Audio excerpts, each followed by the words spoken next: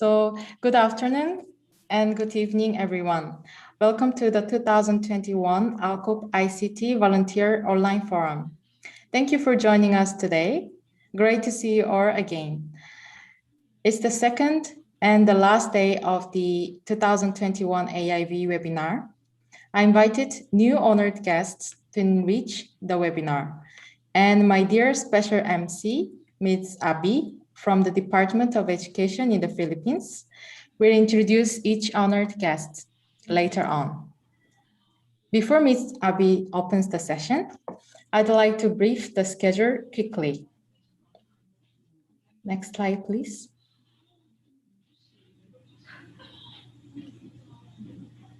The main theme for today is education and economy post-COVID-19 pandemic. There will be 3 fruitful presentations. The Principal Assistant Director from the Ministry of Education in Malaysia will talk about policies to guarantee education continuity for the sake of the underrepresented in response to the COVID-19. Then, a scholar from Korea will deliver a presentation on impacts of school closure on future generation. After that, Lead Ino from Korea will talk about application of edutech in schools. Lead Innovation is an association of edtech enterprises in Korea, established to promote e-learning between partner economies. LEAD stands for Leading Educators for Achieving E-Learning Development. After we take a quick photo, there will be a panel discussion, moderation by an officer from the Ministry of Education in Chile, with 2 panelists from the Philippines and Korea. Then we will invite the chairman of the IACE, Professor Dongson Park, for the closing remarks, and then Ms. Badria from the Ministry of Education and Culture in Indonesia will deliver congratulatory remarks. Ms. Abi, are you ready? Please take over the forum from here. Thank you very much.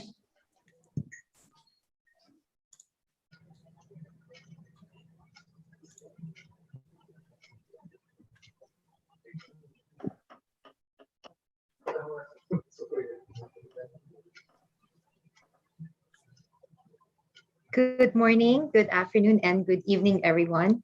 And welcome to the second session of the 2021 ALCoB Internet Volunteer Webinar.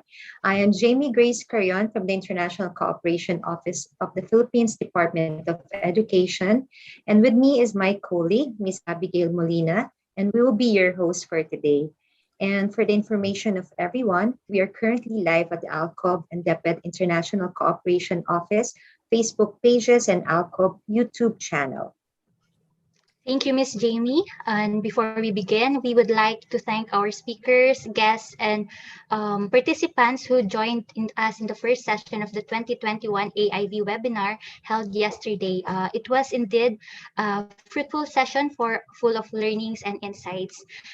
For the reference of everyone, so the keynote presentation yesterday was provided by Professor Lim Cherping from the University of Hong Kong, and then he discussed how inclusive and quality teacher professional development could be designed and implemented to develop teacher competencies for remote and blended teaching. And it was followed by the 3 presentations given by Dr. Renante Malano, principal from the Philippines, Dr. Ethel Agnes Valenzuela, the Senior Secretariat Director, and Ms. Rakmi Oktarini, teacher from Indonesia. So Dr. Malano shared the best practices of his school in responding to the challenges brought about by the COVID-19 pandemic. And Director Ethel, on the other hand, presented the teachers' competencies and student assessment at the regional level, highlighting the Southeast Asian Competency Framework and the Southeast Asia Primary Learning Metrics. So lastly, Ms. Octarini also shared the impacts of the pandemic in the changes of teachers' competencies and student evaluation from an educator's perspective. So after the presentation, we had the panel discussion, which was moderated by Dr. Um, by Miss Sulta, apologies for that, by Miss Noel Morakot Tawitong from the Demonstration School of Sunanda Rahabat University of Thailand. So we had two panelists here, Dr. Mudhafiz Hanif from Sultan Idris Education University, Malaysia, and Mr. Yun Bin Im of Seoul Technical High School. So the panel discussion focused on the barriers and challenges caused by the changes in the learning environment and global education cooperation in the changing education landscape. So the panelists emphasized the need of designing and implementing education responses that are inclusive and relevant, and the importance of global education cooperation by utilizing online platforms to exchange best practices with other schools from different economies. Well, thank you very much, Abby, for summarizing yesterday's session. And now to start our session on education and economy post-COVID-19, let me introduce our first speaker for today. She is a Principal Assistant Director of the Policy, Planning, and Coordination Unit at the Educational Technology and Resources, Ministry of Education, Malaysia.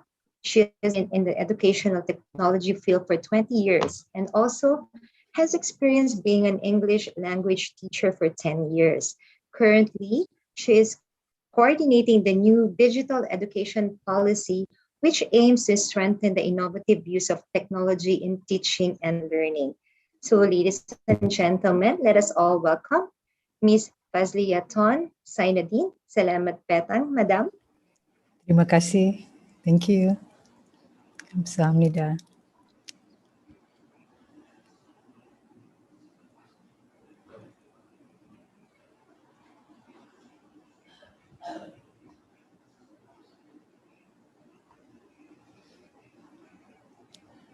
Hello.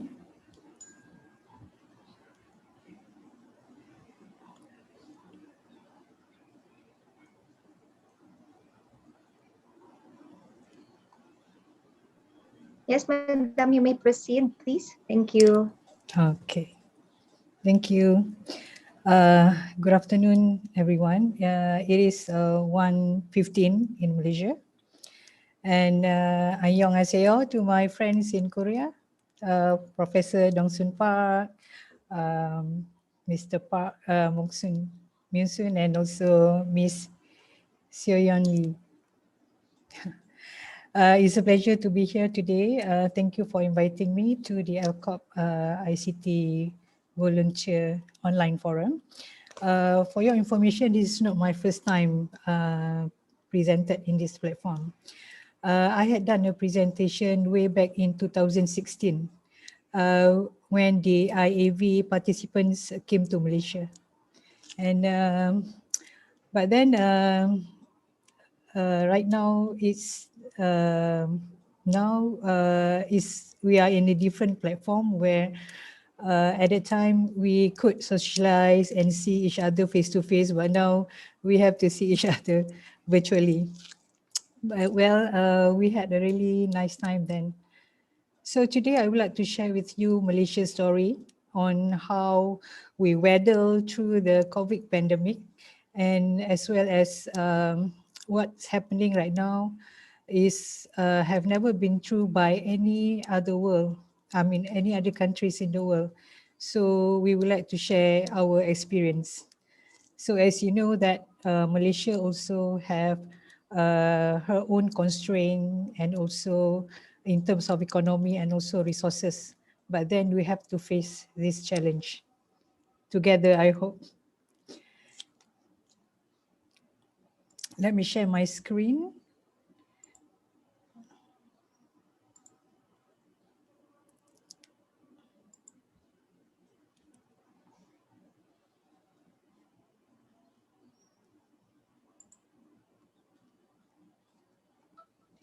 Okay, at a glance, this is how Malaysia look like. We are we consist of 13 states and also 3 federal territories. And we are separated by South China Sea into 2 regions, Peninsular Malaysia and also East Malaysia.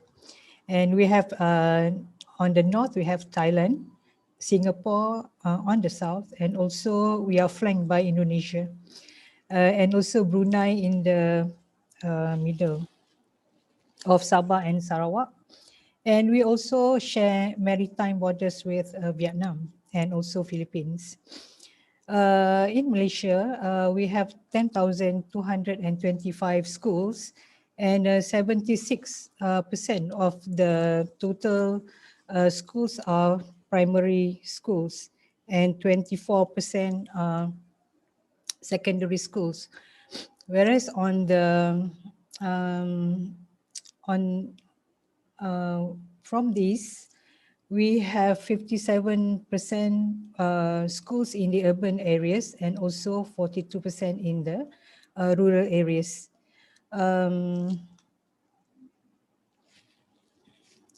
We have a total enrollment of 4.8 million students, and also we have 412,000 teachers.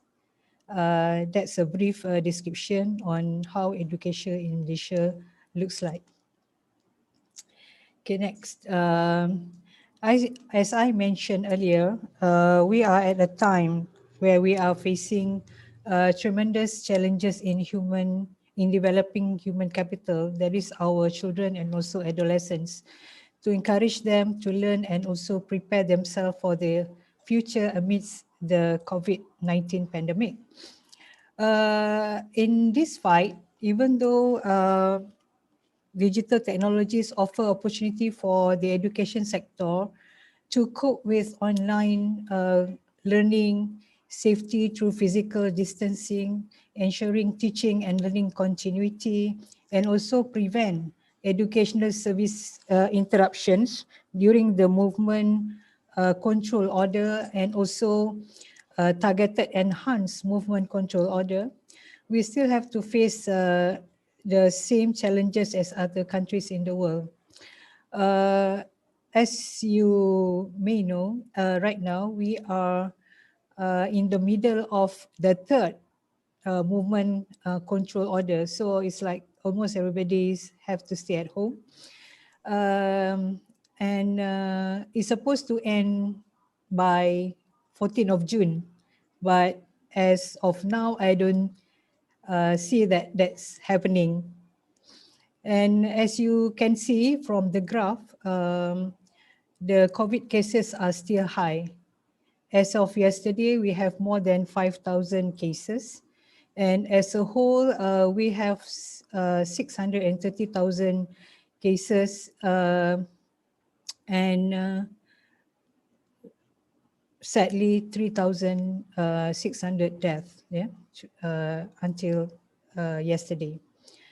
So when we opened our schools, it was reported that we have 83 education cluster, meaning that the COVID infection is getting from schools, which involve teachers and also students.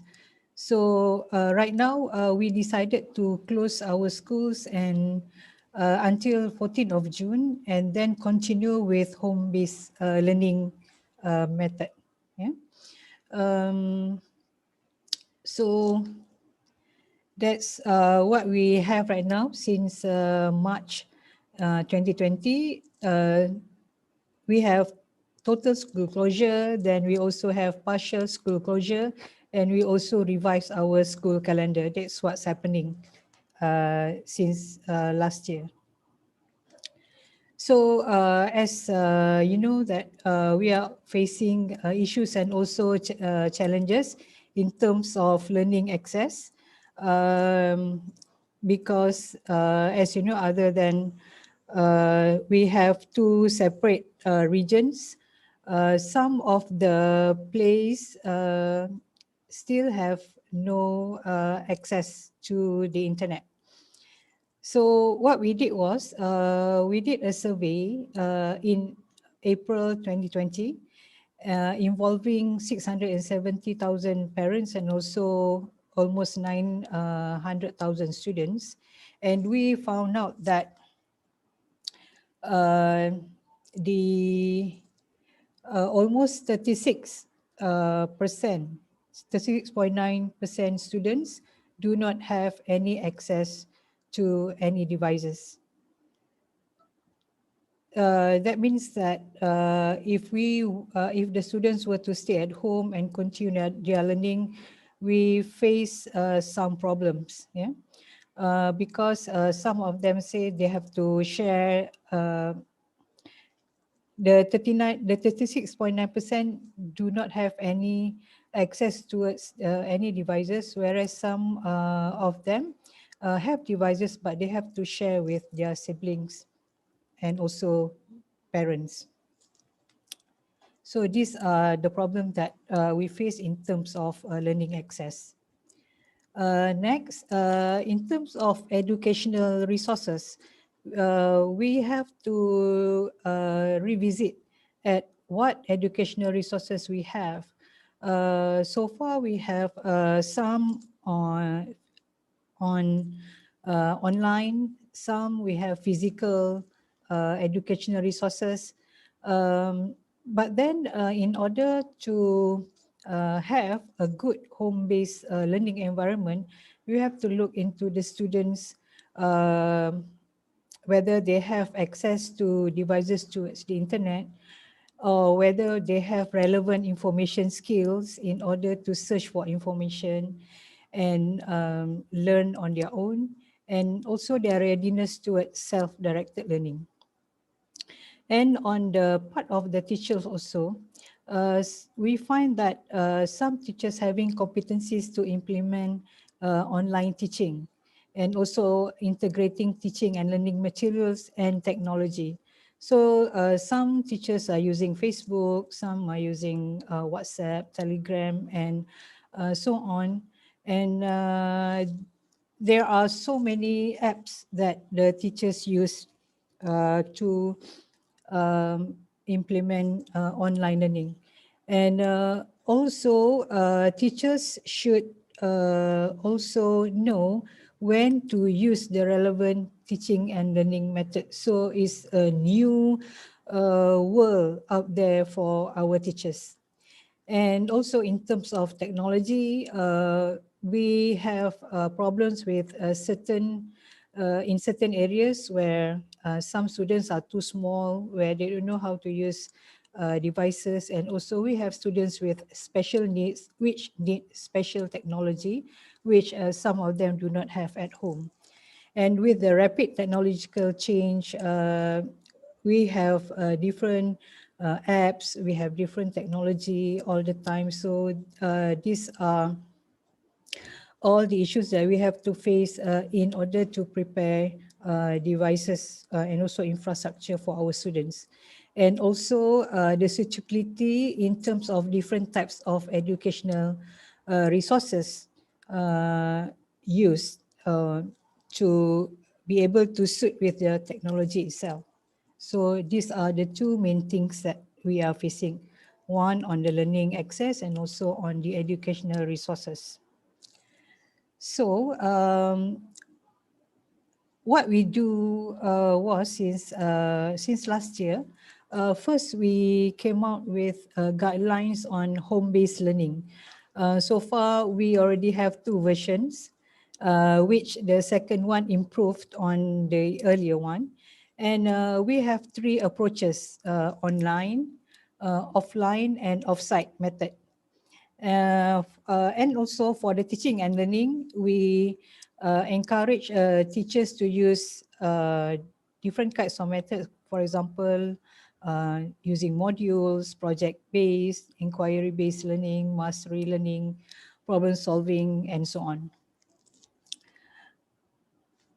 So these are the 3 approaches that we take, because as you know, not all students have access to device, and not all students have access to the internet. For the online learning, we have a great learning platform called Delima. Delima means Digital Educational Learning Initiative Malaysia, which is based on Google Suite for Education, which provides opportunity for teachers to utilize to provide teaching materials, instructions, and also assessments. Through this platform, students and teachers can access applications such as Google Classroom, Google Meet. We also have corporate social responsibility, CSR, with Microsoft and also Apple, who also chip in to help us on this journey on online learning platform other than Google. So what we have is like we put our digital textbooks online so they can be downloaded by the students. We also have educational videos, quizzes, and also games. So Delima is still new. We started using Delima in 2019. But then our teachers are eager to use this platform, even though they face some difficulty because they were unfamiliar with this platform. So when COVID come last year, we have Delima adoption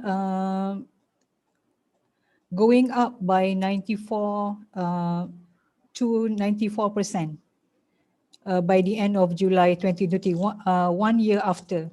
As you know, Malaysia embarked on smart school and also making all schools smart early in 1999.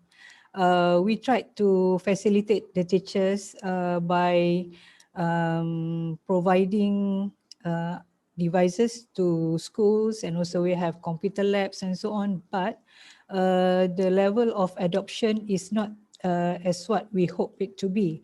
But then it's blessing in disguise. For COVID, the level of adoption since going to be up. And as of yesterday, 98.9% of our teachers have logged in and used Delima, and 86% of them are active users. Whereas on the student side, considering that some of them do not have devices, 82% students have logged in, and 42% students are active users. And then we also have television based learning. Actually, Malaysia has dropped having educational television because we have moved to online platform. We have our EduWeb TV. But then when the pandemic COVID came, we try to find how best to help the students, because we know some students do not have the internet. Based on our statistics, 98% of our homes have television. So we went back and we had our educational resources add on, first on OK TV, then we have added another channel, which is Astro Tutor TV, and also NTV7. And then since beginning February this year, we have a full pledge TV station on educational resources, which is called Didik TV KPM. It is at for 15 hours a day, every day. So we can show curriculum, co-curricular, and also edutainment to our students. We used to have some states in Malaysia used to have work together with the radio stations to have lessons on the radio, but then since everybody moved towards doing more educational videos online, so the activity is somewhat stopped. Okay. And for students who do not have internet, we still have our textbooks. We have physical textbooks and also activity books. And teachers also give worksheets to the students, and also we have provided them with books like fiction and so on in our libraries, so the students can read. And with the help of Parent and Teacher Association for those students in the rural areas, we have the modules printed out to them, and they can come to the schools through drive-through, and the teachers help give the modules to the students. And in the picture below, you can see even in Sabah, teachers have to use speedboats to send printed modules to our students. So these are all the activities that we do in order to help as many as of our children. So to help our teachers, we also have webinars. We have two types of webinars. One of them is how to integrate technology in the classroom so that teachers who are not competent in using the technology can watch the videos and use them. And also we have e-class webinars where teachers video record their teaching and learning and share them with their peers.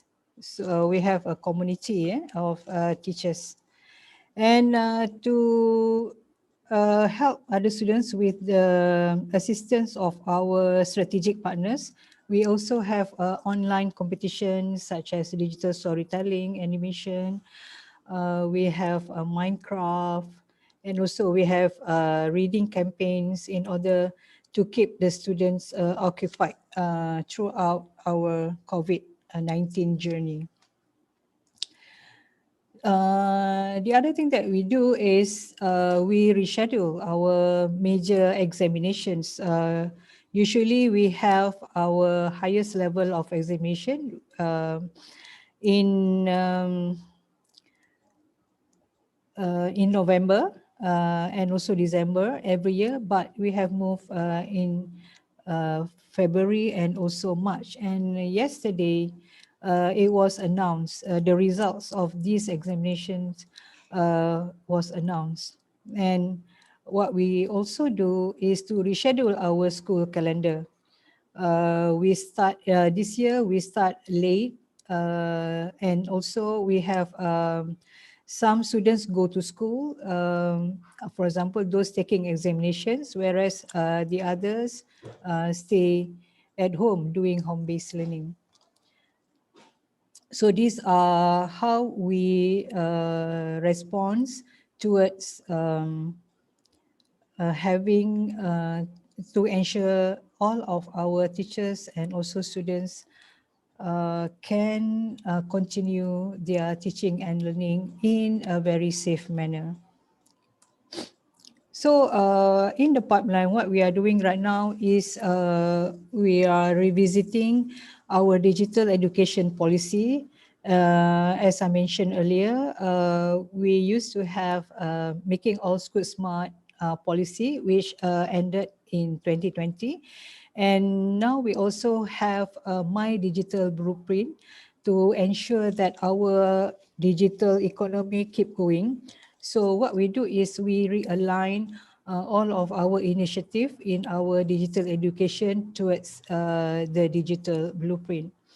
And we are also trying to provide B40 students with devices so that they can continue their learning online. And at the same time, we also upgrade our infrastructure, including our contents, not only in terms of video, but also our videos done by teachers and also our partners in all of our 16 states also help in providing contents and can be shared with our teachers and also students in the Delima platform. And at the same time, we also upgrade our infrastructure so that we have more internet access, better internet access in schools, and also we have plans to give data to our students through our strategic partners.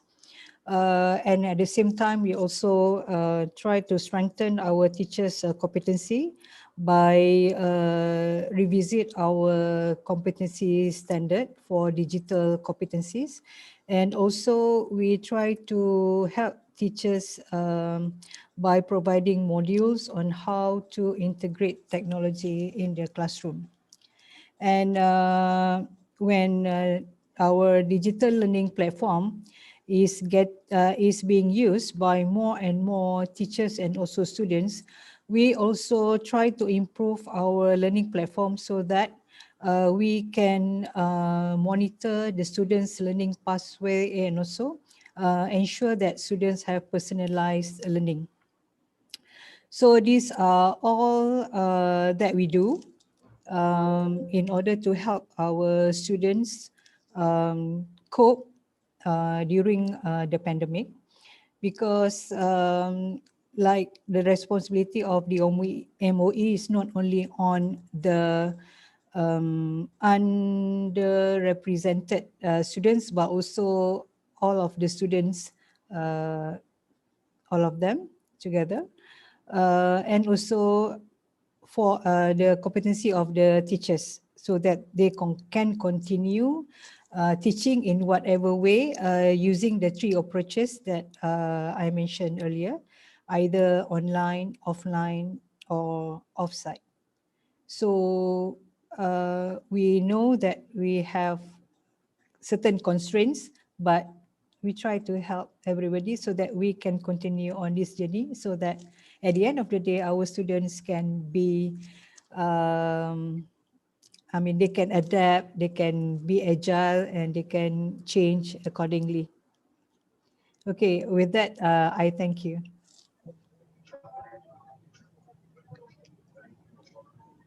Terima kasih, Ibu Zainuddin, for sharing with us Malaysia's responses to the issues and challenges in education due to the COVID-19 pandemic, and your initiatives to ensure that learning continues in these trying times is really commendable.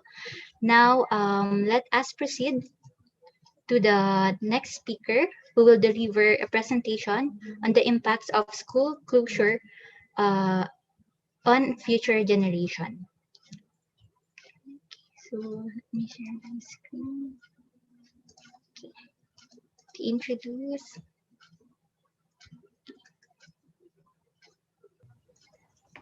So our next speaker graduated from Yonsei University College of Medicine and received a PhD in economics from Columbia University, USA. When he was a doctor, he pondered, why do poor and uneducated people get sick and suffer more, and decided to get PhD in economics. As a scholar who studies human capital, he uses social experiments, natural experiments, and big data. Currently, he is a professor in the Department of Economics at the Hong Kong University of Science and Technology and the Department of Policy Studies at Cornell University. Ladies and gentlemen, let us welcome Professor Hyun Chol Bryant Kim. Professor Kim, the floor is yours. Yep. So thank you for having me. My name is again Hyun-Chol Bryant Kim. I'm a professor at HKUST and Cornell University. The title of this talk is The Impact of School Closure on the Future Generation. How much countries closed the schools so far? Based on January 25th, and according to UNESCO, schools were completely closed on average 22 weeks. It's about 6 months last year. And like some of the countries just continue to close the schools. So it could be almost 1 year so far. And the question is that school closure is effective on COVID-19 prevention? The short answer is no. School closure appears to have zero impact, near zero impact. Let me show you the evidence. There are two types of studies looking at the impact of school closure and the reopening on the prevention of the spread of COVID-19. The first one is to measure COVID-19 incidence before and after school closure or reopening. There are some papers, the papers in Germany. Another study shows that the students who infected, who are the students who are infected, where they got infected when the schools are opening. There's a couple of papers, including Korea. Let me briefly introduce these papers. So this is Germany paper. So when the first one, this is a timeline of the COVID-19 pandemic and the school closure and opening.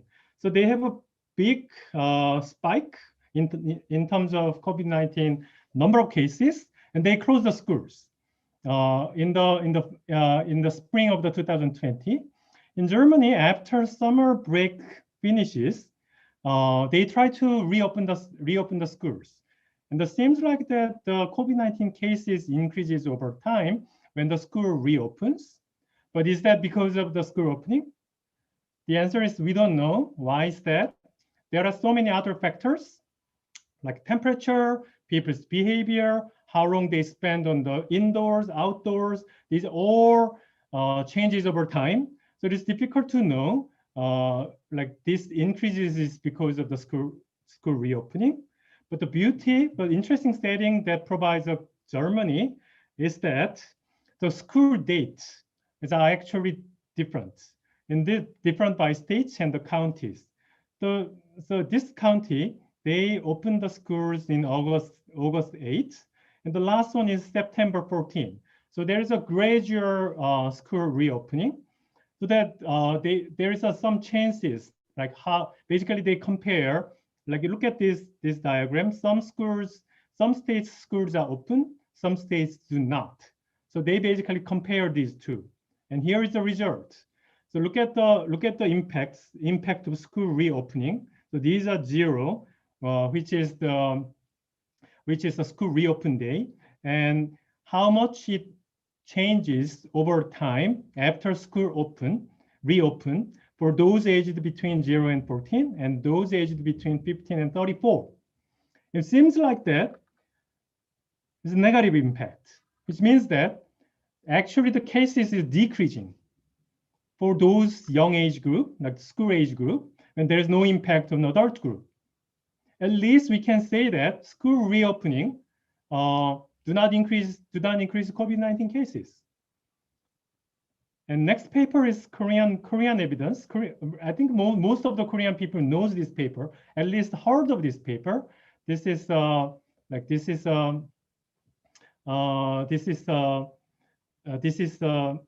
oops. Let me go back. Let me share the full screen. Yes. So this is Korean paper. This is Korean paper. So people say this is Jeong paper. Jeong is the CDC general. General doctor. So it shows that, so this basically shows that when they, like total number of 127 people confirmed the COVID-19 after school opening. And most of the cases, like 59 from their family members, 18 from private lessons, only 3 out of 127 confirmed they infected from the school. So most of them, almost 97% are from other channel, not from school. These results are almost identical in Australia, Italy, and Wisconsin, and all these countries shows that oh, schools, after school reopening, students got infected from other channels, not in school. The only exception is Israel, and they find that slightly increases the COVID-19 cases after they reopen the schools. But the most important case is the number of people die and number of people hospitalized. This has no changes. But why? Why school closure has no impact? That is because students not going to school does not mean they stay at home. They meet the friends outside the school. They play together, right? So if they play together without mask, the school closure is meaningless. If they stay at school with a strict follow guideline of COVID-19 prevention, this could be the safer place for the children. But what did we do? We closed the school. More important thing is that school closure has tremendous impact on our children's life. This is even more problematic. Okay, so let me introduce what is the negative consequences of school closure. So there are papers to show that to estimate that the impact of schooling, like what is the positive impact of the education. Number one, impact on labor market outcomes. Nobel Prize winner James Heckman, I will not explain the details of the paper. He randomly provide early childhood education, like kindergarten education, randomly. So he basically select half of the people and provide the high quality education, and then follow them like in the long run. And when they reach age of 30, they find that, for example, male case, their average income is $30,000, but when they treat it, it's $20,000 more. They have much better test score and much better income. So these are the life trajectory. The solid line is control group, and the gray line is the treatment group. So those who are treated in high quality education, they find there are much bigger life income trajectory, both male and the female. He estimates that about these high quality early education for 1 year, 2 years, translated 10% increases of labor market outcomes, labor income, 10% increases. Education lowers likelihood of smoking and heavy drinking. I will not go to the details, but if somebody who interested in, you can take a look at the papers, but better health behaviors. They allows us to meet the better spouse. If you are well educated, better educated, you're more likely to meet a better spouse. This everybody knows, right? Another thing is that it affects your total life expectancy. It increases your life expectancy. So this is a study on the primary school education in the United States. United States mandates primary school education in 1910, almost 110 years ago. And this policy increases the life expectancy of the United States people 1.7 years. Okay, and this is my paper published in Science 2 years ago. We studied the impact of the 1-year secondary school scholarship program. So we provide, we recruit the money, and we provide the lottery for the female students who want to go to the secondary school. So some people are lucky so that they get the lottery to go to the secondary school. And we follow them, like both who went to the secondary school and do not as well. We find out that they make a much better decision in much better financial decision. We say this is a rational decision-making scores. So they make a better decision. And the next one is personality. We look at the big five personality, which is famous for 5 major category of the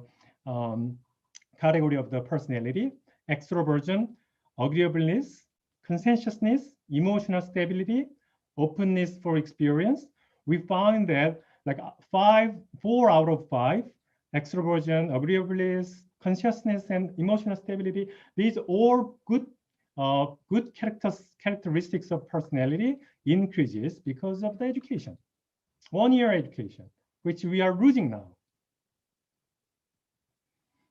Some people argue that online lecture, TV lecture, online lecture may compensate this loss of education, but the study shows that this is not. Lockdown decreases test score by about 5 to 8% points, but those who receive the online lecture compensate only 1%, 2% points. So it compensates just a little bit. Not only test score, same for the emotional status. Like they also studies the personal characteristics. Same, emotional scores decreases. Online course compensates just a little bit, 10%, 20%. This is evidence from the recent studies.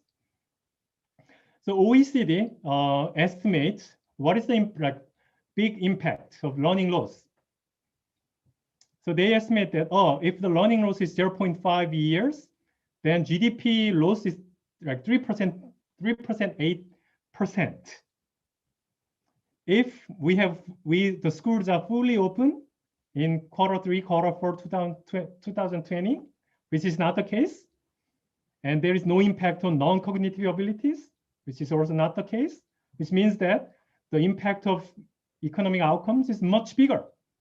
Not 3%, 3.8%, maybe almost 10% like this.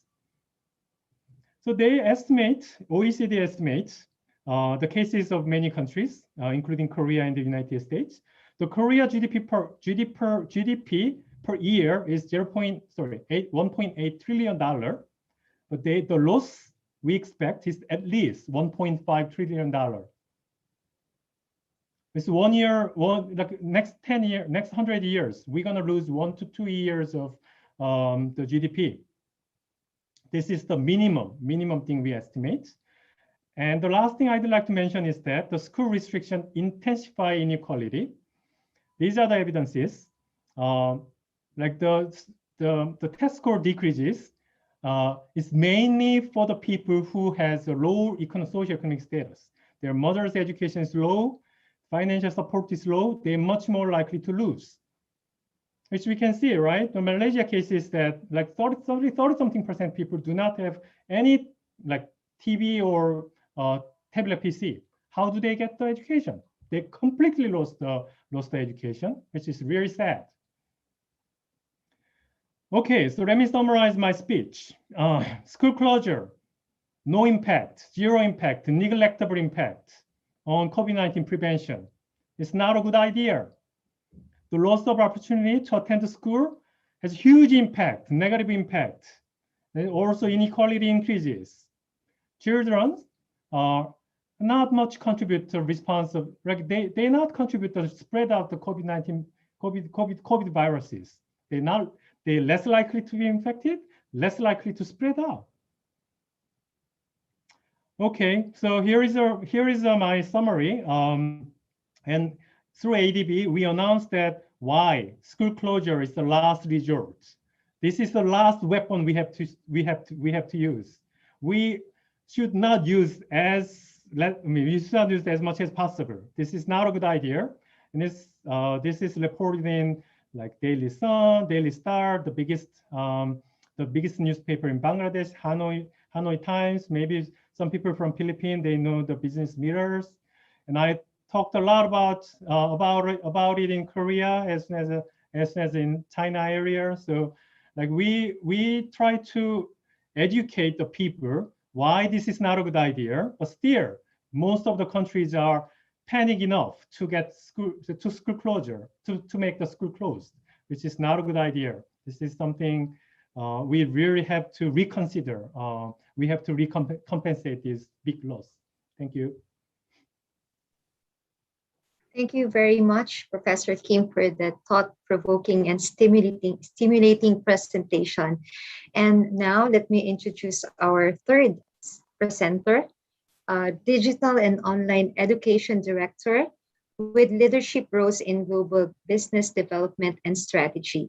He has spent the last 15 years with more than 5 countries, and he holds the position as the head of global education at CMS Edu, one of the most innovative online institutes in Korea.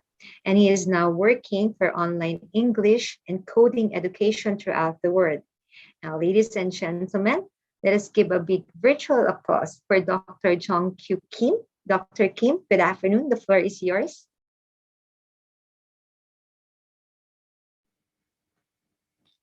Hello, do you hear me? Yes, we can hear you, Dr. Kim. Okay, You may okay, proceed. perfect. Okay. Well, first of all, thank you for having me here today. Wow, there are many audiences over here, and I learn a lot from the previous speakers.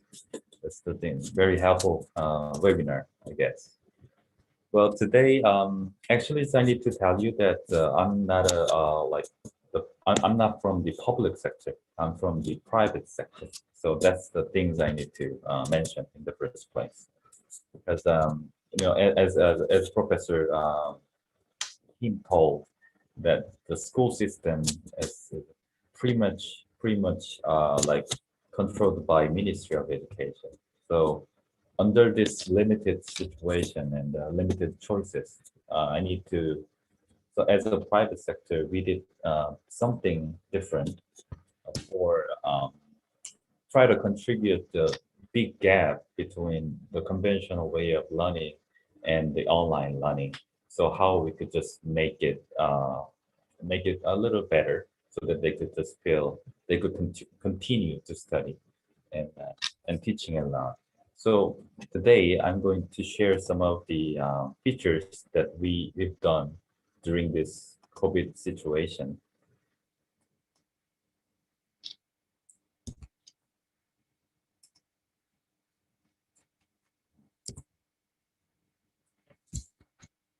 Well, so the title that I have today is Application of EdTech in the school system. So I do put one word underneath, access for all under COVID-19. That's because it's a matter of the access. The people, the students, this is an empty classroom right now. But right now there are limited like time frame that school students can go to school right now in Korea.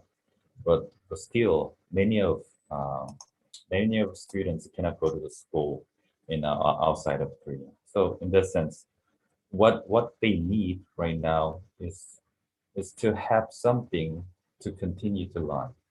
So that's why we need to ensure the access to the education and also the contents and the curriculum, even though they are not in the school. So thanks to the numerous size IT solutions, and there are many different type of IT solution companies in the world. Especially these five solutions that the Korean teachers and Korean Education Institute and organizations use mostly. But what I'm thinking is a solution is a solution.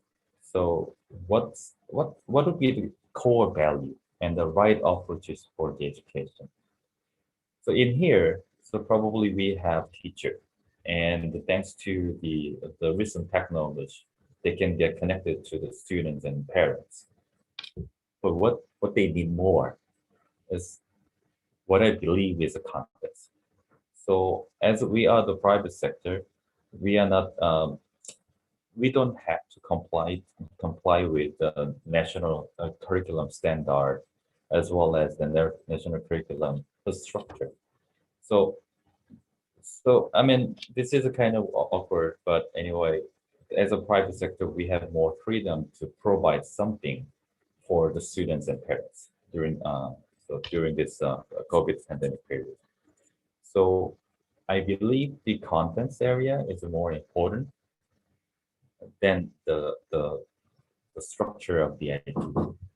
So So let me continue. So actually, we have never imagined that we cannot have students in our classroom in private institution section. So we are not well prepared in the beginning.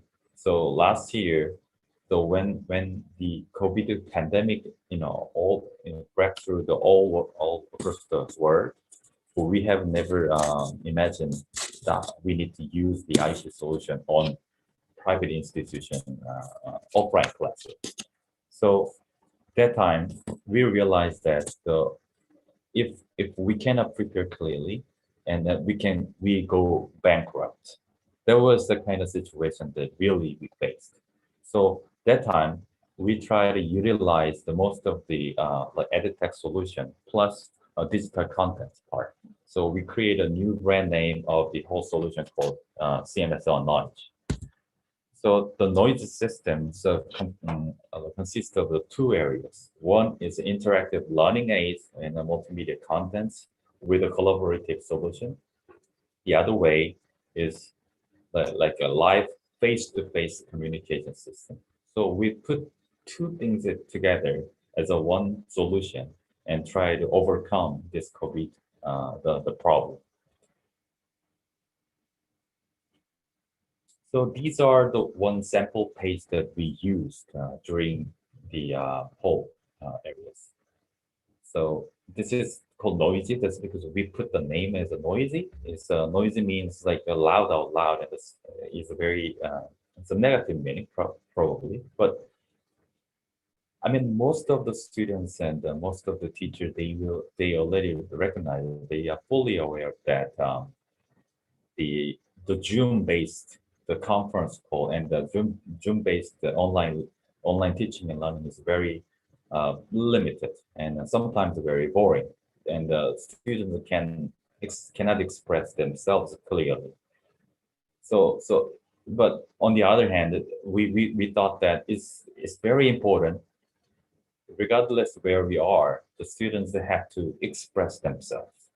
So that's why we put the name of the service called Noisy, and then so that we allow students can express themselves during the whole process of the learning. So we put like different type of multimedia contents on the left, and we put the interactive courseware and interactive system at the same time. At the same time, the teacher can see and take a look at all of the students can be participated, and then they just freely talk each other, have a discussion, and then they just collaboratively work on the mission together. That was the thing that we did on this program. So let me show you one simple video that how it really worked.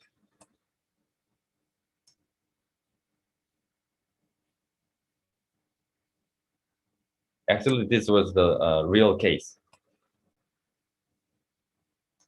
Was it too loud? I try to.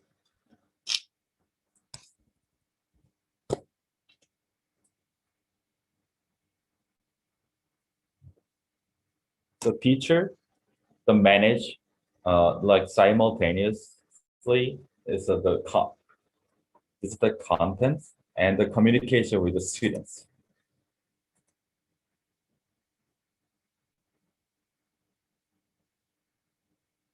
So in our solution, we do have maximum 8 students at the same time.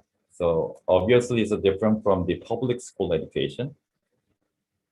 But anyway, on our system, maximum 8 students like work together.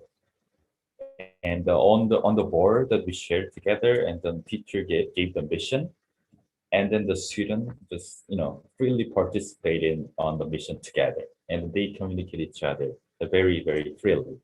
That's our system.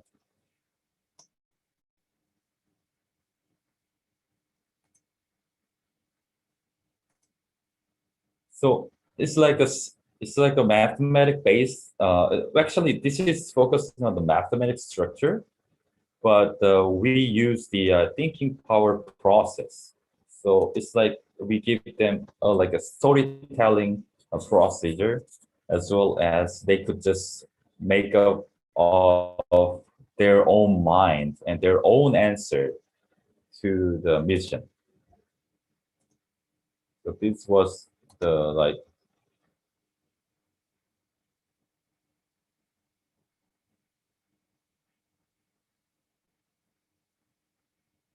So the important thing is that during the lesson, teacher don't give the answer. Teachers don't give the answer. Only we just ask them to bring up their own ideas as well as their own answer. That was the specialty of our program. So what we use during all of our system is like a Zoom so like it's a Zoom based the face-to-face system, plus we like provide a different type of multimedia content at the same time.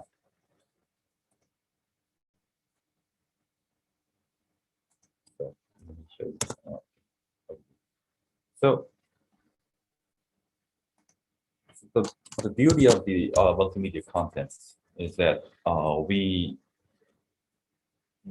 pretty much the student can be engaged clearly, and with I mean comparing to the national curriculum and like comparing to the current school system, they it's a kind of fact that they don't have much content they could use together during the lesson, and especially the public school system. They need to comply with the national curriculum and national standard of the standard from the Ministry of Education. So there was not so many like the ready-made contents during the pandemic period. So it was kind of limited. So most of the students feel bored that and then pretty much the quality of the education was pretty much depending on teacher.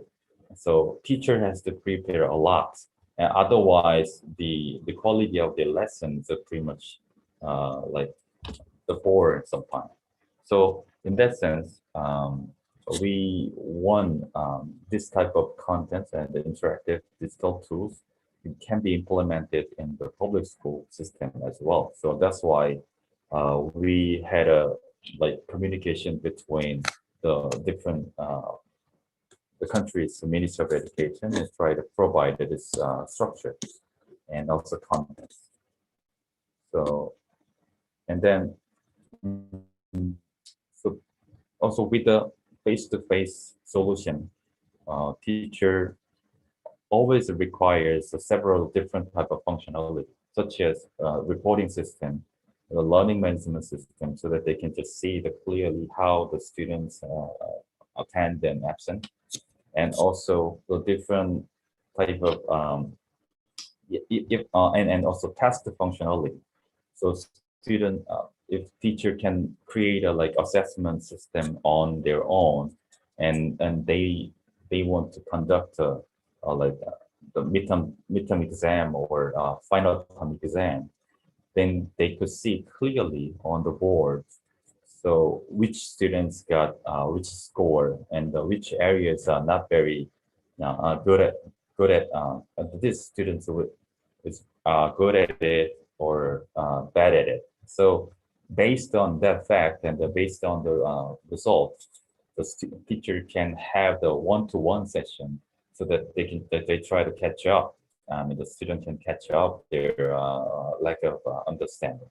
So these are the systems that we are providing during the areas, the pandemic area. And then so far, we still using that system because there are the parents who really cares about their children, and they don't want their children to have like the harmful situation.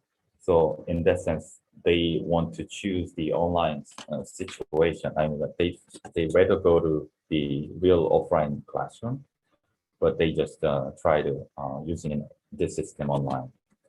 So I'm just continually saying that the teaching and learning impact is not just from the like solution itself. So the solution company, IT solution company, they always focus on the simple, efficient, effective way. But what do I believe is that it's an education. So and we need to bring up the students' the maximum potential. In that sense, the motivational and collaborative and the fun items needs to be implemented and executed during the whole education process. So we, as a private sector, we try to focus on that part. So to sum up, I try to understand, like to explain what was the big difference between the like offline track and the conventional way of like teaching system in our institute, and also the online track, online applicable the solutions difference. So in here, so I do have like 3 sections. So before the class, the in class, and after class. Before class, we normally just before student getting into our institution, they need to take the placement test, and then based on their achievement, we could assign their allocate the students in a certain level of the classroom. So that was the like the normal way we treat our students, you know, before the class. And then in the class, once they are located in a certain level of classroom, and we provide like these 3 items. So regular course and the physical learning aids they can touch, and then one-to-one learning clinic after the classroom. And then later on, so they could have assignment check and feedback, and summative assessment, and parent consulting. That is happening during the classroom. And after class, so we give them assignments, and then they do the assignment at home. So that's a kind of very, very basic and conventional way of the system that we used to have. But after this COVID pandemic, we kind of like try to evolve the whole of the system. So not as before, but we need to put something more. Otherwise, we cannot manage clearly, and we cannot give the more benefit to students. So that's why. So we changed this. It's like this way. So online track, we have the same 3 structure. So before class, in class, after class, but the difference is in here. So these 2 are the same, but afterwards, these could be done online. So every the day to do the level placement test, and the day were allocated by the level. So based on the achievement, we can give them a learning roadmap, what they have and what they learn, and what they need to do more. So based on that roadmap, and then before the class, they could have like concept video. This is like split learning based solution. So before the live class, online live class, they watch the concept video related to the topics that needs to be done during the class. And then also some part they don't have much understanding. So after this, and then they could join the online live classroom session. And then at that time, as I showed you earlier, so we put the online interactive learning aids and multimedia content as well. And then and they have like the live course with like multiple choices, different type of activities with their classmates. And afterwards, we could have like a online one-to-one learning clinic. And later on, these assignment check and feedback could be the same, but it's pretty much digitalized, so that they could have a clear report what they've done, good or not, and so they could have the result. And then later on, so summative assessment as well. It was on it will be made on the online, and everything was in digital form. And that time, so and after the class, and then they go home with an assignment, and but it's physically they are in the same place and at home, but they have assignments online, and the review videos are available. So it's a more convenient to understand remotely. So before the COVID pandemic, if they don't understand clearly, and then they need to go back to the school and institute, and then ask teachers to what they want to know more. But normally they don't. If student doesn't have much courage to ask, then they just skip the what they don't understand. Regardless what they don't understand, they just skip the process. So it will affect on their learning achievement.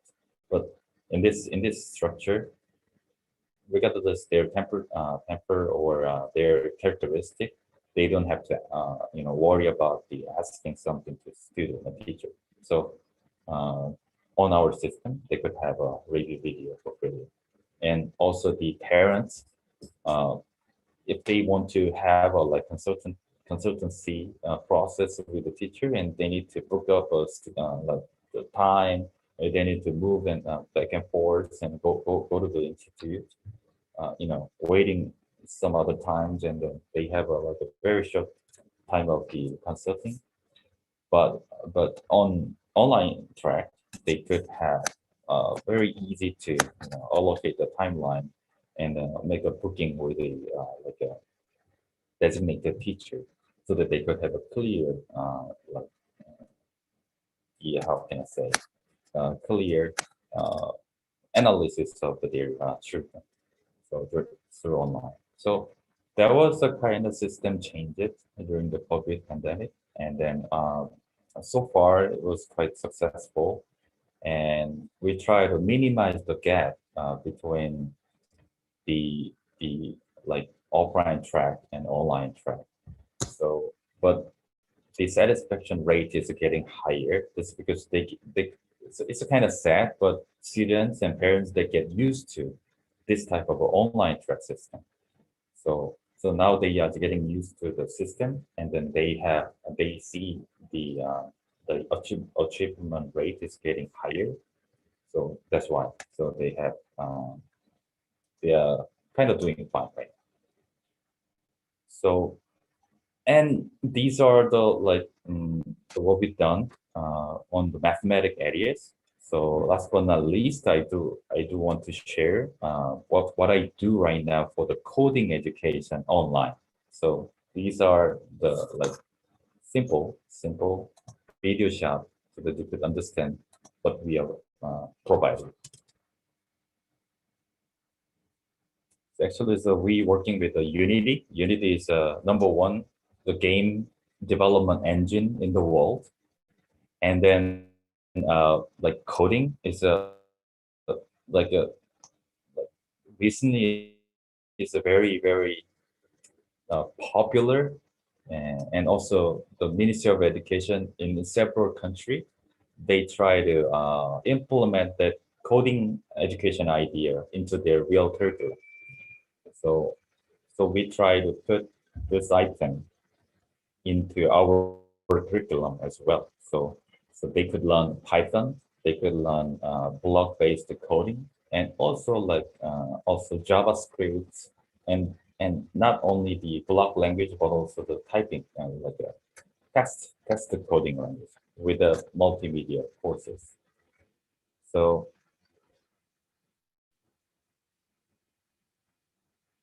how do you like it? This is kind of fun to learn, I guess. So students are excited to use this program, and by using this program, they could learn how to code.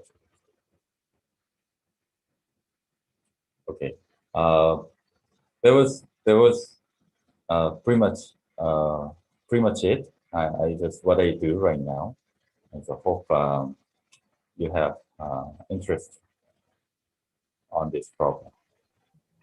So thank you for sharing your thoughts. So thank you very much, Dr. Kim, for that wonderful presentation and for sharing with us how EdTech can help in delivering quality education in schools. And it is really important to come up with solutions and tools that will capture the attention and interest of our students and motivate interactive, collaborative, and fun learning. So before we proceed with the panel discussion, may we request our dear speakers and guests to kindly turn on your camera and give us your brightest smile for the photo session. Miss Jamie? Yeah, all Yeah. right. So Dr. Kim, can you please stop sharing your screen? Yes, I just did. Yes, thank you. Thank you. Thank you very much. So we are going to take a group photo quickly. Before we do, can you please turn on all of your cameras? yeah. You see your face?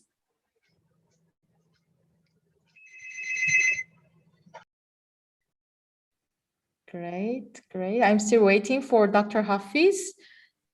And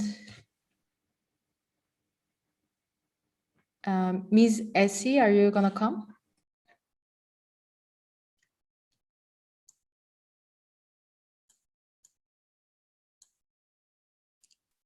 Do you see myself? Oh, I'm here. Sorry. I missed myself. Mr. Oki, are you here?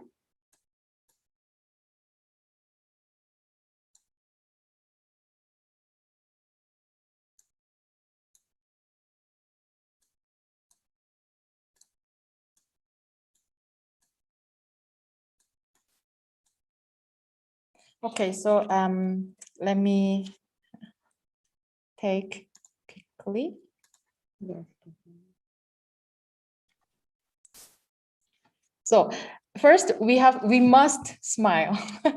Let's smile. Let me count. 1, 2, 3. And the second picture, I would love to have a small heart. So please show your heart. 1.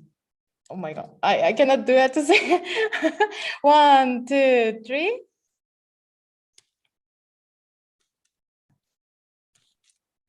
Thank you very much. Thank you. Thank you so much, Ms. Soyun. Now let us move on to our panel discussion. To introduce our panelists and facilitate the session, may I call on Ms. Eliana Chimizo from the Office of International Affairs of the Ministry of Education of Chile. Good morning, Ms. Eliana. Thank you for accepting our invitation to moderate the panel discussion today, even if it is quite early now in your place. I give the floor to you, ma'am.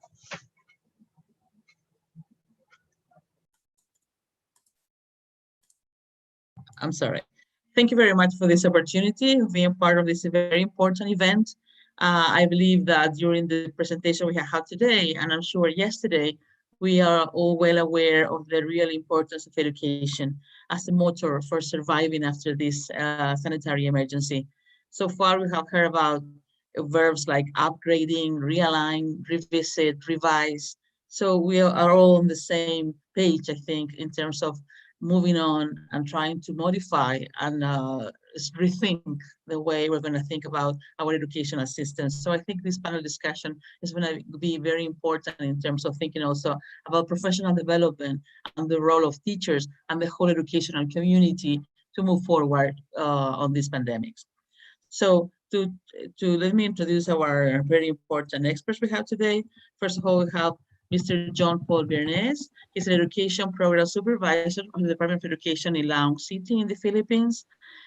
He's an educational leader and education program supervisor for the Department of Education at the city I'll just name. And he will be talking about us on the issue of professional development and the different angles we can discuss about that. Mr. Bernes, the floor is yours. All right, so thank you so much. Am I audible? Yes, okay. So good afternoon, everyone. And I'd like to thank Institute of APEC of Collaborative Education, Ministry of Education of Korea, and Department of Education for this invitation and, of course, a chance to share my insights, ideas, and our projects, of course, projects towards building back together and stronger strategies and approaches for education resilience in school. So I have actually prepared a very short presentation, just 4 slides for us to understand on the selected topic. So allow me to share my screen.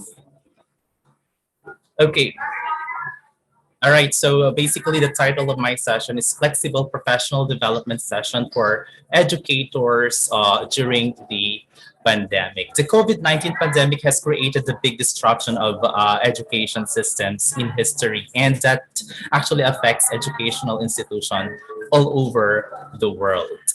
Now, here in the Philippines, it's really a complete paradigm shift. Yeah. In school, it has presented many new challenges for K to 12 teachers. And I must say it's likely unique challenges because we have different contexts as regards to the situation. One of the mandates of the teachers is ensuring the skills, of course, ensuring that he or she upgrades his or her competencies, and then of course advance his ideas with regards to different innovative practices. We need to reach out more to our learners, especially at this moment. Now, before the pandemic, teachers here in our community are not used to virtual setup.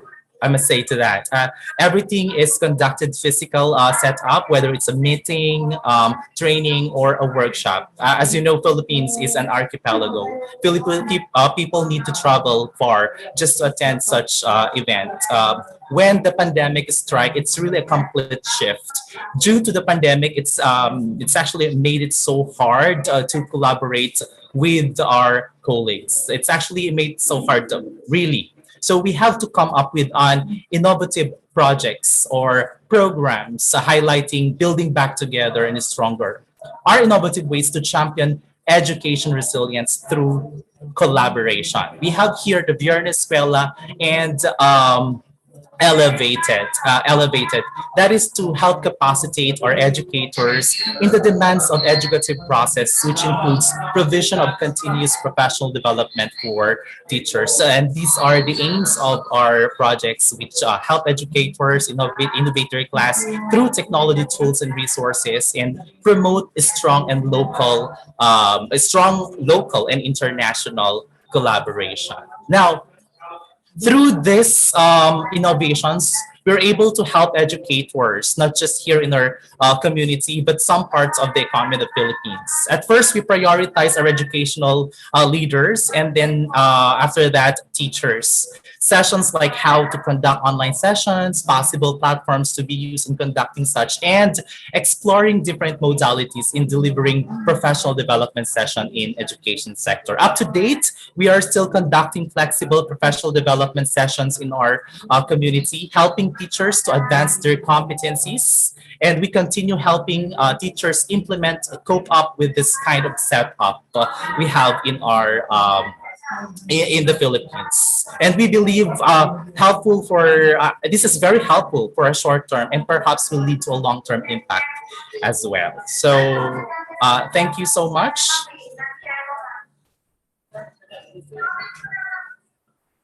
Thank you, Mr. Viernes, for your presentation. That is also very enlightening of different areas we can be touching upon. And I'm going to get back to you later with some questions that we have already prepared for you.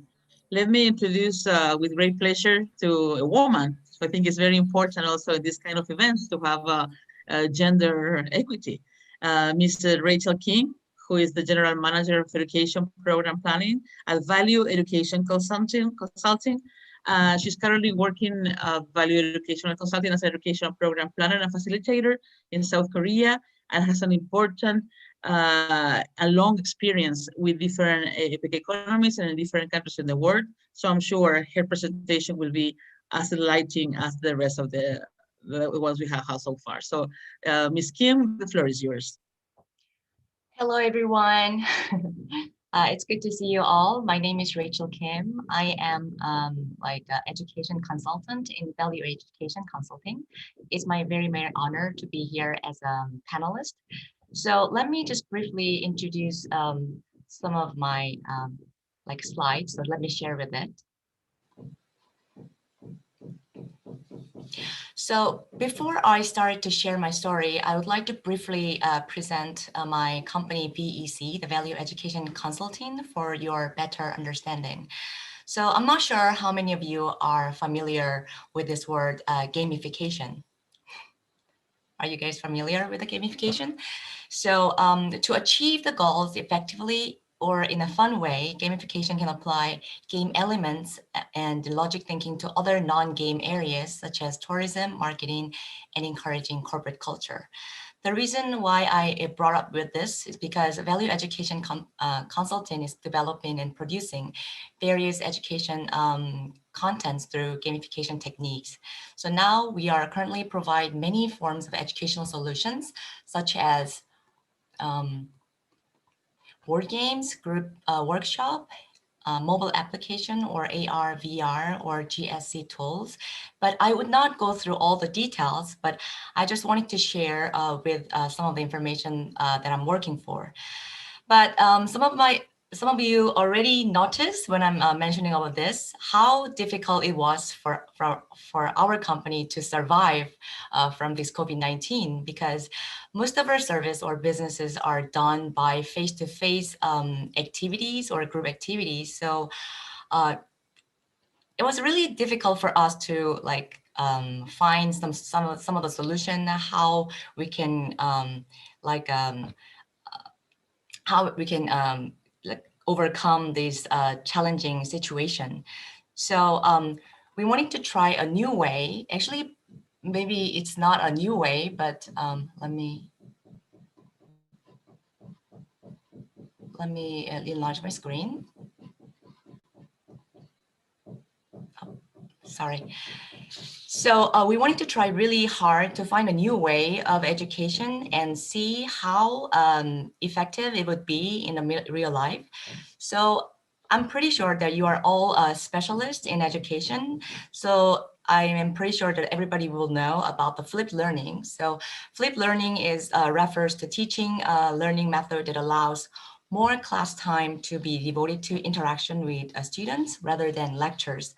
So information technology can maximize in class by utilizing this flipped learning, because students can preview and learn some of the class video or materials prepared by teacher before classroom. So afterwards, teacher can spend more time interacting with students or engaging in advanced learning activities rather than just giving them a lecture or just focusing on the curriculum. So luckily, we could be able to apply this flipped learning to one of our projects called Disaster Prevention School, which is held from Seoul Volunteer Center in Seoul. So we could able to develop the online learning contents and offline workshop. As you can see from here, the participant was around 150 Seoul citizen who is interested in disaster or safety education, etc. So I'm not sure many of you are not understanding the Korean letters from here, but I just briefly introduce what it is. So it turned out that we conducted total 6 rounds of online program through LMS. So during this online session, participants can learn and understand what the natural disasters are and how this can break out or how to prevent or react to this event. So basically we did the storytelling and also created the online quiz to engage our students more in the online session by using our gamification techniques. And also we was included some of the interview and video materials by interviewing Seoul citizen or professionals to have their thoughts and insights or opinion to share with our participants. So as you can see, these doctors are explaining the details of why this pandemic has occurred or how we have to overcome this difficult time, something like this. So the interview also included a detailed description of the current epidemic by professionals or doctors and refresh the safety measures and regulation to keep ourselves healthy. So let me show you the short video of our offline class. It's really short, it's like 10 seconds. And let me wrap up my part.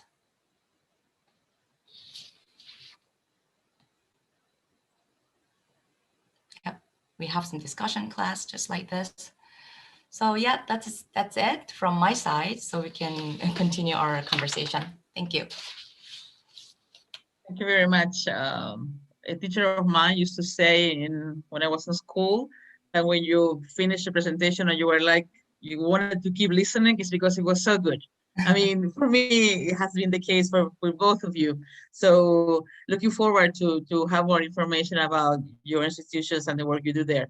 So in terms of questions, if we speak about professional development, what do you think are the main areas or new areas that have emerged after this pandemic or during this pandemic that you will be really focusing on if you have, the money to sort of set a course or a training for teachers, Mr. Biernes and Ms. Kim? Where would you put the emphasis on? For me, I believe it's about advancing teachers' pedagogical skills because it's really important nowadays. Yeah, yes, we can understand that there are a lot of technology tools, educational technology tools littered over the internet. As you can see, there are different webinars, workshops that are being conducted with regards to how are going to use this. However, teachers sometimes forget that we should be thinking pedagogy first before technology, and that should be the thinking of the teachers. And apart from, of course, introducing these educational technology tools, let us champion pedagogy. Let us champion pedagogy, and I believe the lesson flow, or I mean the classroom flow, whether it be virtual or physical, it will go in a smooth flow. Yeah, from my perspective, actually, due to COVID-19, we are keeping social distancing for a long time, and the more problem is the emotional distance between people is more further away. So children are living in an era where they cannot recognize faces of their classmates, if they don't take off their masks. So I think it's really sad, right? So take my one example of our contents, board game. Unlike the online games, the bigger advantage of educational board game is that the people can actually play game face-to-face, so that they can understand or feeling their faces or emotions, so they can feel more comfortable with. So I think keeping a social distancing, but while the keeping a really close relationship emotionally between people are more crucial, I think, after the pandemic. So another advantage of the board game, I think, in general, it's only a small group can play this game, while like a 1 to maximum 4 is in general the board game are playing. So people like sit there, gather together and talk or chat, and they feel more comfortable with. And that is why I think the popularity of the board game has been increased a lot during the pandemic, because people mostly staying at home or spend some time with their family or friends. Excellent. Thank you. Unfortunately, we have run out of time, but a very short, another question about how do you see the role and what universities and training institutions have to do in terms of responding to this need for professional development? What would be your advice, a very short advice for those people they are working with, content, with methodologies, with new aspects after this pandemic? All right, so for me, I believe that it's high time, of course, to explore different modalities. With regards to professional programs or professional development, it's high time to highlight self-paced learning because it's really needed now. You know what? As here in our country, teachers, public school teachers are actually juggling a lot of works. They are juggling a lot of works. They are doing a lot of things. And then, of course, as a teacher, we don't want to neglect upgrading our skills. And I believe that one thing that can actually address that is through self-paced learning, and that's in the professional development programs. Yes, I definitely agree with Mr. Bernice. Of course, the big problem with having a lot of access to online education is that it is difficult for learners to concentrate in a long time, because even we see each other, we cannot feel, like your face expression or emotion, something like this. So I think for the educators, I hope in the near future, we will be able to see each other in person. But if this pandemic does last longer than we expected, I think we have to find some other solution, just like I mentioned, that flipped learning or the self-motivation technique, or like a way of studying, so that the students can understand and they can motivate self to keeping their education together.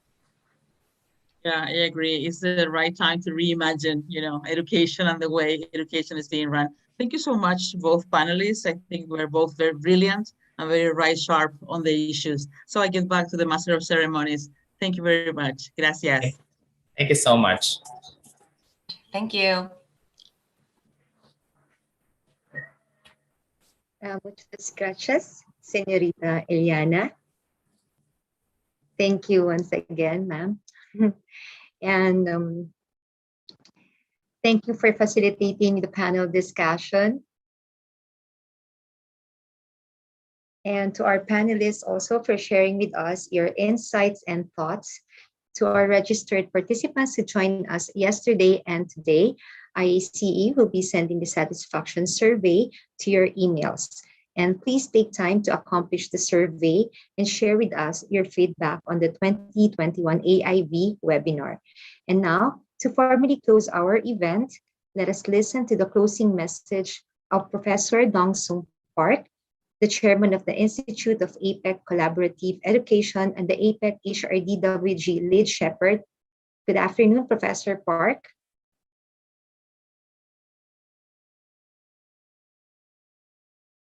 Professor, can you please unmute your mic, please? Thank you. Thank you. Distinguished speakers, guests, panelists, ladies and gentlemen.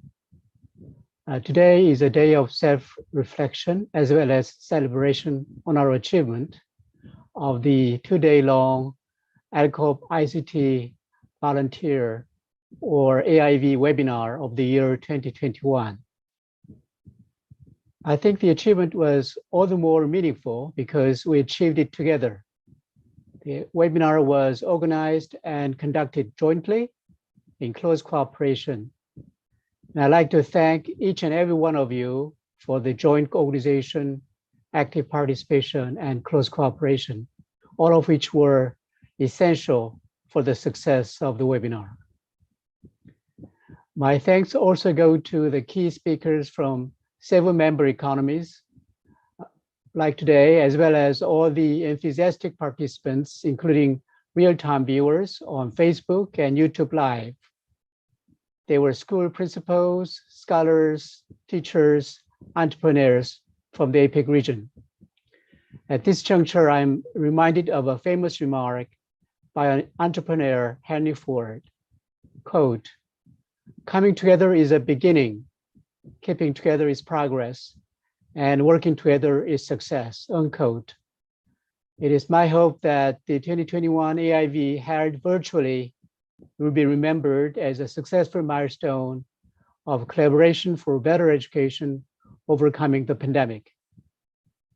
I wish you a very good health and every success. We'll meet again in person in the near future. Thank you very much. Thank you very much, Professor Park, for that remarkable closing message. Now, let us hear the congratulatory remarks to be delivered by Ms. Badriato Shuliha, Analyst of Information System and Network at Agency for Research and Development and Book Affairs of the Ministry of Education, Culture, Research, and Technology of Indonesia. Ma'am, the floor is yours.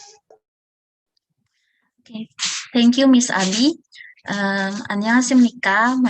Good afternoon, everyone. On behalf of the Ministry of Education, Culture, Research, and Technology Indonesia, I would like to warmly congratulate and appreciate the Ministry of Education of the Republic of Korea, NIS, Professor Park, Mr. Myung-sun Park, Ms. Soyeon Lee, and the team for hosting this wonderful online forum session.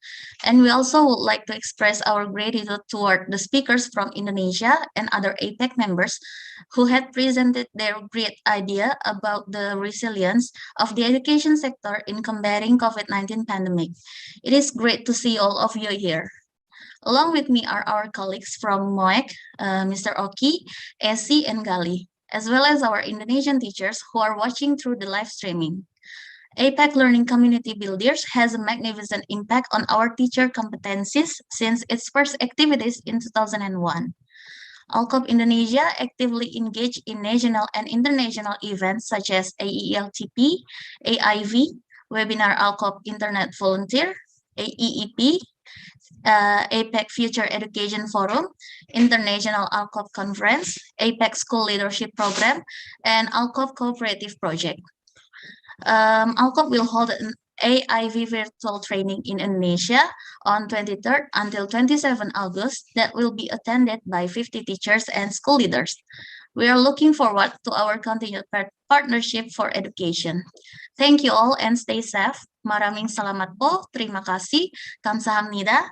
Annyeonghaseyo. Konganhaseyo.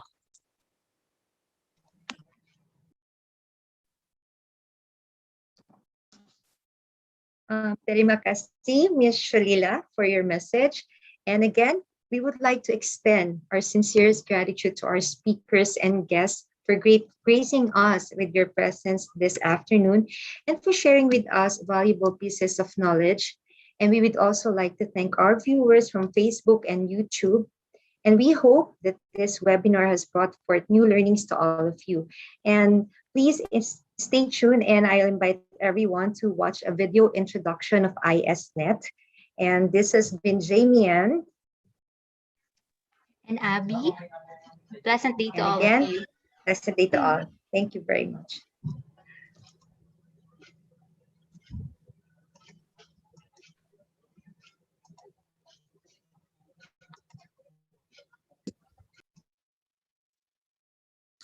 Good morning, good afternoon, and good evening. Are you having a good break? My name is Myung-sun Park, a Senior Program Specialist of Institute of APEC Collaborative Education. Can you see the screen share? If you can, you might be wondering what ISNet is. Let's explore more. Standing for International School Network, ISNet is an online platform for school-to-school exchange programs. On ISNet, you can find, number one, a partner school to implement an exchange program with, and number two, some projects you may be interested to apply for. Number three, information about other economies and practices in education. Let's take a close look at how each feature works.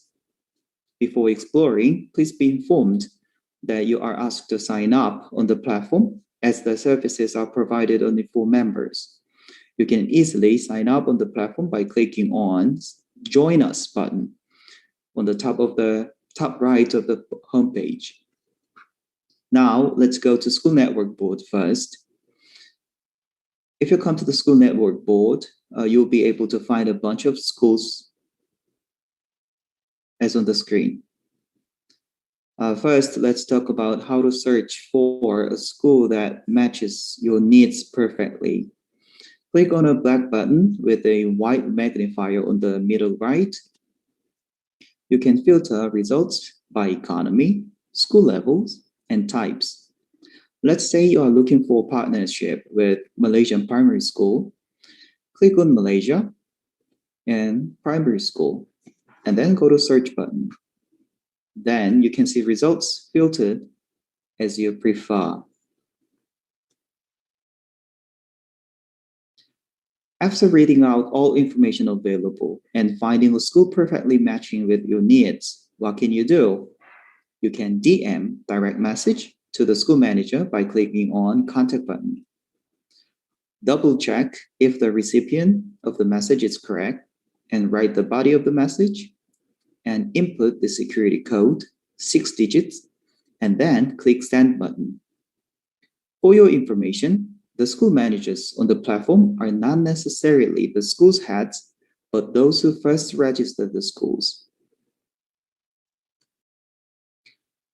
Are you concerned if you miss messages or any updates on the platform? Don't worry, you can get notifications to your email account. So please type in the most frequently used email account when you sign up. And what is worth remembering about the email notification system is that you are not advised to reply directly to the notifying email you get because your reply will not reach the sender at your email account. Instead, you are advised to visit and respond to the sender by using DM feature on the platform. Let's move on to how to register your school on the ISNet. Click School Network and click Register for School button. You'll be directed to a form. The information you are asked to fill out on the form is basic, but very crucial one for your potential partner to refer to. The form is very intuitive and easy to fill out. I'm not going into detail at this moment due to time constraints. And also, due to time constraints, it is a pity that I'm not able to guide you to the other boards. I'm pretty sure that those are easy to access and understand, which are project board and information board. I need you to explore by yourself to figure out more about the platform. Other information that might be interesting to you, we have a membership point system. When you sign up, you earn 1,000 points. When you read postings or school information, or when you DM to your potential partners on the platform, your points decrease. How can you earn points then? You can post postings or leave comments on postings. As it is a prototype at the moment, the membership system will get elaborated. One of the improvements will be Best Member Awards. Best members are selected every quarter by how many points you have at the moment. Please keep your eyes on it. The introductory video is going to an end, and also your break is also going to an end. Hoping that the information is useful for you and looking forward to seeing many of you again on the platform.